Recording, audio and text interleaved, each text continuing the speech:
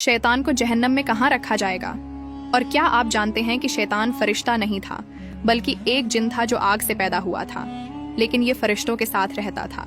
शैतान अल्लाह ताला के दरबार में बुलंद दर्जे पर फाइज था। हजरत काब बिन अहबार रज़िया अल्लाहु अन्हु का बयान है कि शैतान 40,000 साल तक जन्नत का खजांची रहा, 80,000 साल तक फरिश्तों का साथी रहा, 20,000 साल तक फरिश्तों को वाइज करता रहा, 30,000 साल तक अल्लाह के करीबी फरिश्तों का सरदार रहा और 14,000 बरस तक अर्श का तवाफ करता रहा। पहले आसमान में उसका नाम आबिद था, दूसरे आसमान पर उसका नाम जाहिद था, तीसरे आसमान पर उसका नाम आरिफ था, चौथे आसमान पर उसका नाम वली था, पांचवें आसमान पर उसका नाम तकी था, छठे आसमान पर उसका नाम खाजिन था और सातवें आसमान पर उसका नाम इजाजिल था और लोहे महफूज में उसका नाम इबलीस लिखा हुआ था। शैतान अपने अंजाम से गाफिल और खात्मे से बेखबर था। जब अल्लाह ताला ने हजरत आदम अलैहिस्सलाम को सजदा करने का हुक्म दिया तो शैतान ने इनकार कर दिया और हजरत आदम अलैहिस्सलाम की तहकीर और अपनी बड़ाई का इजहार करके तकब्बुर किया। शैतान ने कहा कि मैं उससे बेहतर हूँ, मैं आग से बना हूँ और आदम मिट्टी से बना है, मैं उसको सजदा क्यों करूँ? उसी जुर्म की सजा में अल्लाह ताला ने शैतान को दोनों जहानों में मलून करार दे दिया और उसकी पैरवी करने वालों को जहन्नम में अजाब का मुस्तहक बना दिया। जब क़यामत का दिन आएगा तो हजरत इसराफील अलैहिस्सलाम सूर फूंकेंगे, जिससे तमाम जिन इंसान, जानवर, फरिश्ते और शायातीन मर जाएंगे।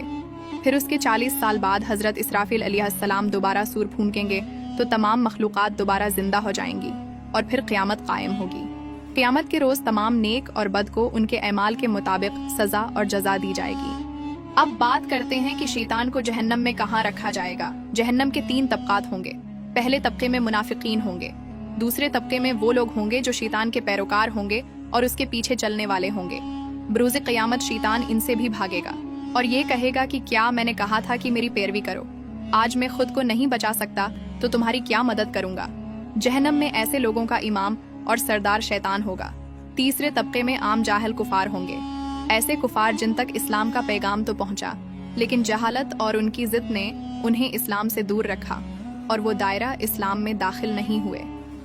दोस्तों, कुरान और हदीस में अल्लाह ताला ने शयातीन से बचने के कुछ तरीके बताए हैं। जैसा कि एक हदीस में जिक्र आता है कि जब कोई शख्स सोकर उठे तो वजू करे और 3 मरतबा नाक झाड़े, क्योंकि शैतान रात भर उसकी नाक के नथने में बैठा रहता है, जिससे आदमी पर सुस्ती गालिब आ जाती है। बस नाक झाड़ने से वो सुस्ती दूर हो जाती है। एक और हदीस में हुजूर अकरम सल्लल्लाहु अलैहि वसल्लम ने फरमाया कि जब गुस्सा आए तो आऊज़ु बिल्लाहि मिनश शैतानिर रजीम पढ़ लिया करो। एक और जगह आप सल्लल्लाहु अलैहि वसल्लम ने फरमाया कि जिस घर में सूरह अल बकरा पढ़ी जाती है वहाँ शैतान दाखिल नहीं होता। एक और हदीस में आप सल्लल्लाहु अलैहि वसल्लम ने फरमाया कि बुरा ख्वाब शैतान की तरफ से होता है। अगर कोई बुरा ख्वाब देखे तो बाएं जानिब थू थू करके शैतान के शर से अल्लाह की पनाह मांगे। इस अमल से शैतान उसे कोई नुकसान न पहुंचा सकेगा। अल्लाह ताला से दुआ है कि वो हमें शैतान के शर से महफूज रखे। आमीन।